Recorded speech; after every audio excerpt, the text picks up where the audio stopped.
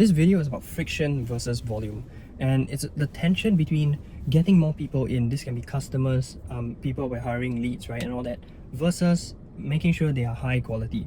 So if you don't know who I am, my name is Keith. I'm the founder and CEO of That Bio Tutor, and I used to make these videos to help tuition business owners and tutors, but now I just do it because it's my diary. So here's a diary of a tutor. Next video. So I realized I have this problem with friction versus volume. You see, friction is good because let's say I want students to apply for my class, right, in my form. Friction means I make my form really long and have many questions to only allow people who are serious enough to come in, because those who are not serious, they'll just jump off. They'll be like, you know what, I don't want this that much. But only those really serious will fill up the form, right? So that's friction. The good thing about friction is that you have very high quality people who come in. Bad thing about friction is you have less people coming in. So there is a balance to strike, right? Like, how much friction should I put? If I have like only one question in my form, like, oh, do you want to attempt? Are you interested? Yes. Okay, done. Like, then I have so many people signing up. But if I make my form very long, which is like now, then I have less people signing up. And the fact that in the past 2 to 3 weeks, I've had almost one student a day signing up, that's pretty insane, considering how long my form is. So imagine if I reduce my form, I just took the 20% of questions that gave me the 80% of data that I need. If I just focus on that and remove the rest of the questions, then actually I theoretically could increase how many people come in, right, as leads. And yeah, maybe those people are not as serious, but if they have enough level of interest that they might attend a trial lesson. I know 80% of my trial lesson students do convert to become a paying student. And again, that's probably very high because the people who do come in are very serious because my form is so strict, right? So if I do this where I reduce my form length, the quality of people coming in would be less serious, and so maybe my trial conversion rate would be less as well. But I think the trade-off is worth it. Like, it will have a disproportionate increase in number of students joining at the end as the output. So yeah, I'm going to do that because I realized I made that mistake, and I made that mistake somewhere else as well. So my tutors hiring process, because now I'm hiring tutors, right, is that this is the old process, okay? They apply to the job.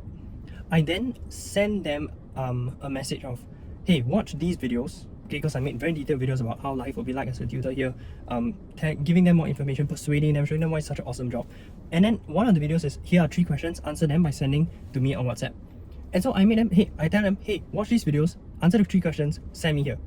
But that was an extra step, right? Why didn't I just message them, hey, 3 questions, send me your answer, right? Here are the 3 questions. So I was making them do this extra step, this extra homework that really reduce the number of people sending it in, because they have to do this extra step and people are so busy.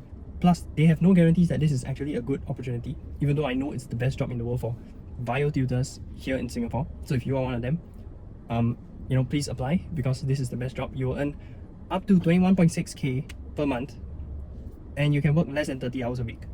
So it'll be somewhere 20 to 30 hours a week. And you earn more than a doctor or lawyer, and you work half the hours, less than half the hours actually. It's an insanely awesome job, but they don't know that, right? So they don't apply. So yeah, like, I went to this mastermind because I go for it like once every month, and then I told them, hey, I have this problem, very few people are applying. Then they were like, that's too much work for them to do. So again, my friction was super high. Now, they did say this, they said that the good thing about my system was that only those really serious would go through the whole thing. And yes, I got a few people, but it's very few.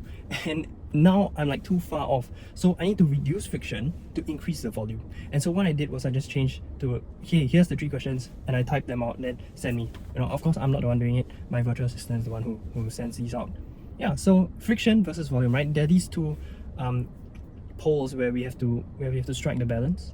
And I realized I tend to lean too much to friction. I tend to be make things too hard for people. So only those super serious get through, which, you know, has its benefits, but it was too much to one side. So if you want to have the best of both worlds, right, you want to have that sweet spot, and I was too much to one side. So this is a reflection for you, like, which do you lean too much towards? If you're a tutor and you're trying to get students to apply for your class, do you lean too much towards volume because you're like kind of desperate for students and you don't really have a selection thing? You don't really have a form that has questions that assess whether a student's serious? So I would say it's good to have some friction, because complete absence of friction is a proxy for desperation.